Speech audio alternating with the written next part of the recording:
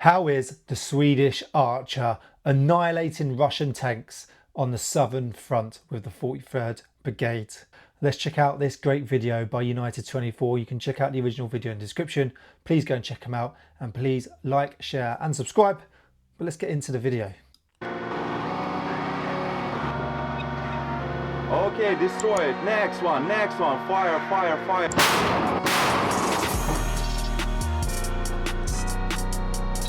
Glory to Sweden.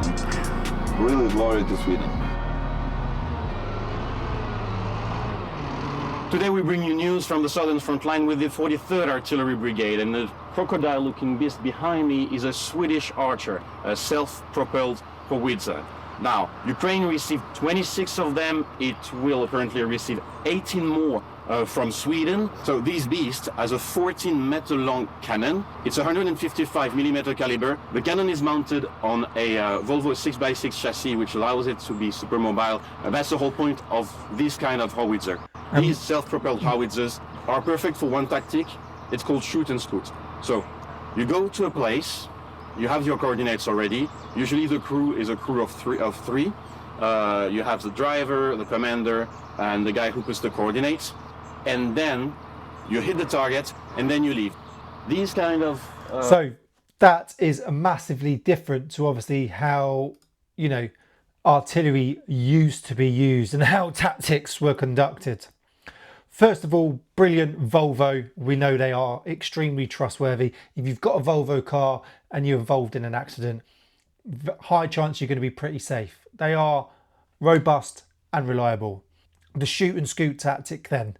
So you roll into position. These are highly mobile, highly maneuverable, and pretty much can get across any terrain. Get into position, fire one round, possibly a second round.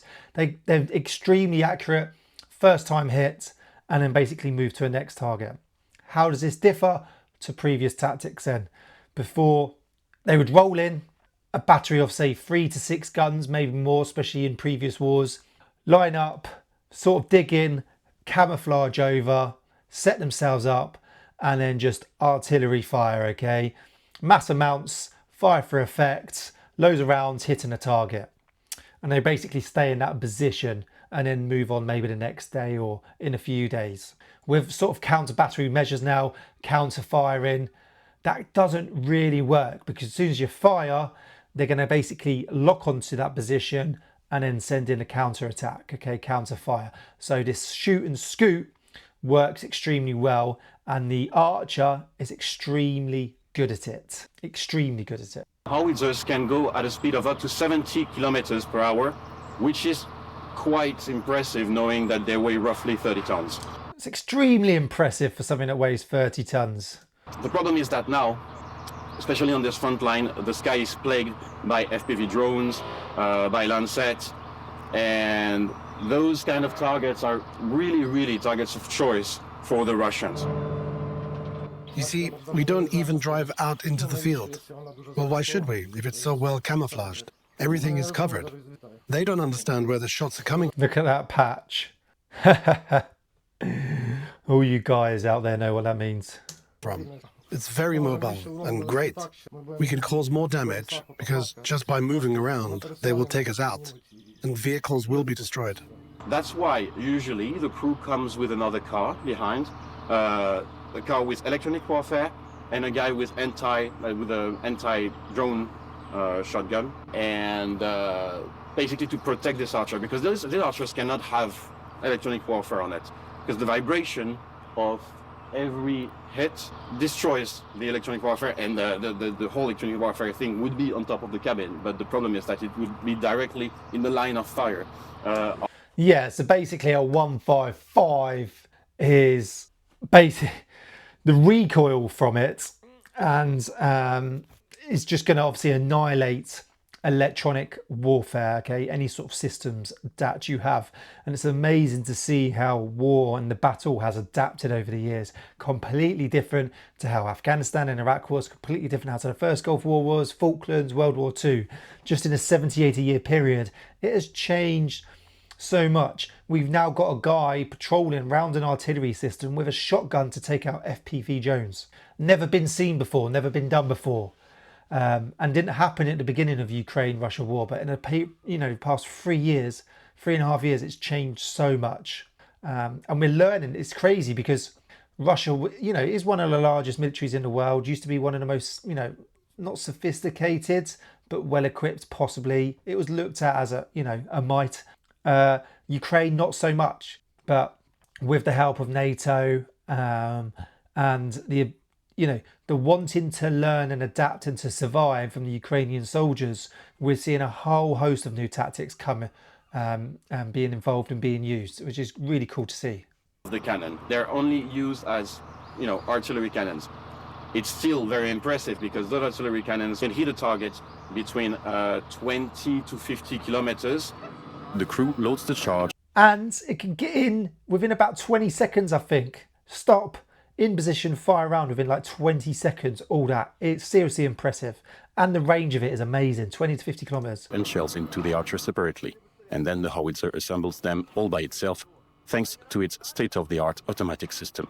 Knowing that the Russians are roughly between 10 or 12 kilometers from their position, well, the Russians are going to be hit every time. And if they're not, actually these cannons have capacity of firing 7 to 8 rounds per minute. So you fire, you correct the target, you fire, you correct the target. It doesn't give much chance to the Russians when they're at the receiving end of these kind of artillery system. Matilda, 1 shell, fire, plus. Look at him in a hoodie and a baseball cap. Absolutely brilliant. That's how you fire artillery rounds. God. Put your fingers in your ears and while stood next to a 155. I'm actually in the way of that. Look, I'm going to show you. Look, we're going to go back a bit. Look at this. Absolutely Fire, brilliant. plus. God damn. Yeah, I bet goddamn. 1 more? Yeah. Matilda, get ready to fire. Just watch it. The sound of it. The sound of that 155 firing off. And they're extremely close. You've got to be very careful being that close. The vibrations just go through your body. Your ears, even when you've got ear defense on, can be extremely loud. How it was? What? How it was? It was loud. Not even wearing ear defense. Guys are crazy out there. The vehicle is like a Volvo, you understand. It's very sensitive. You felt it yourself. It's very cool, a great vehicle. I just feel a sense of responsibility in it, and I enjoy it. I was inside the cabin. Obviously, we can't show you what's happening inside. What I can tell you is it's relatively comfortable, and that, the whole system inside is very modern, obviously without revealing everything. But it does explain the accuracy of the archer. So my guess is obviously then is it's got an extreme amount of technology in there to basically when the coordinates are passed on to you and they're entered into the system, it's extremely accurate. Slightly different to sort of back in the day with they still use it, the 105 light gun and the AS90 where they sort of traverse on when they get the coordinates. This is most probably some form of GPS system is my guess, where it's put in place to make it a lot more accurate so they can get that first round hit to do this shoot and scoot tactics. And yeah, when you're inside the cabin, it's a whole different feeling because you kind of feel the whole vibration of the vehicle there. It's one of a kind experience, and I can understand the thrill of driving and shooting that kind of shells at the Russians. Does it take away though from previous artillery, the more mechanical, manual movement, the fun and hard work of loading each round in shell and then emptying a case and throwing it out where this is all made to me? You're driving around, sit, press a button, enter some coordinates, fire, boom. Is that a bit boring? I'd love to know your thoughts on that in the comment section. Do let me know. What's your thoughts?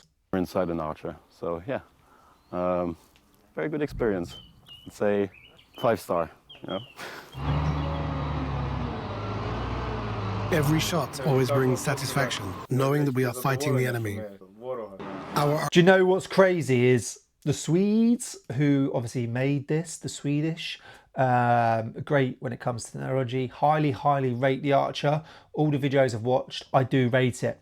but obviously a lot of the time you are going to support your own kit and equipment, your own nation. It's great to see the Ukrainians who are generally using this in battle, using it as it was intentionally made to use, actually rate it just as much as the Swedes do, as the Swedish people do, you know, the soldiers, the Swedish soldiers. It's good to get that feedback from Ukrainians going, this is an absolute brilliant piece of kit. Britain, why are you not purchasing it permanently? Artillery cannons are Matilda, I love Alice, that. Amanda, Hugo, Ulf, Joel, and Andre. All these names are our tribute to the instructors who taught us. That's cool. That's impressive. Nice. I like that. You know, passing it on. In a Paying way, respect. they are fighting alongside us in this war. That is, they are directly participating because the guns are named in their honor. We can say that Amanda, Alice, Matilda, Hugo, Ulf, Joel, Andre, they all destroy the occupiers. I love that. Right, I love that they've respected the people, the instructors. Absolutely brilliant. Bringing them to the fight with you. That camouflage system, let's have a look at this. This is the tactics. This is the effort that they're having to go to now to basically try and defend themselves and hide from the Russians.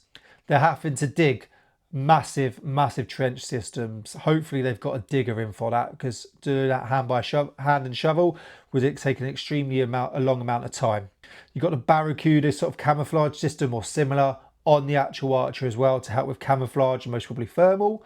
And then look at all the cam nets, scrim and everything that they're having to put around as well to keep themselves hidden from drones, air, and any other sort of movement in and around that, you know, that's going to try and identify their position. You know, this is just for one Archer. Can you imagine having to do this for 26 Archers, digging them in, setting up the camouflage, etc.? It takes a lot of work. Therefore, this is a great honor for them, a great mark of respect. Yes. Jurist used to be a judge hell-bent on fighting corruption a lifetime ago. If you want to build a good country, you have to build good courts, fair courts. And after the victory, I still want to try and do it. For now, he's an executioner. We'll spend the night with them, witnessing how they obliterate the Russians. Night has fallen. We're getting ready to witness one of the most dangerous parts, which is basically the transfer of munitions for the Archers. That's a lot of shells. That's also a lot of explosive. So if a Russian drone spots us, there's not going to be much left of us. Hard work, dangerous work. Extremely scary as well. Once again, just cutting around in shorts and that. I like it.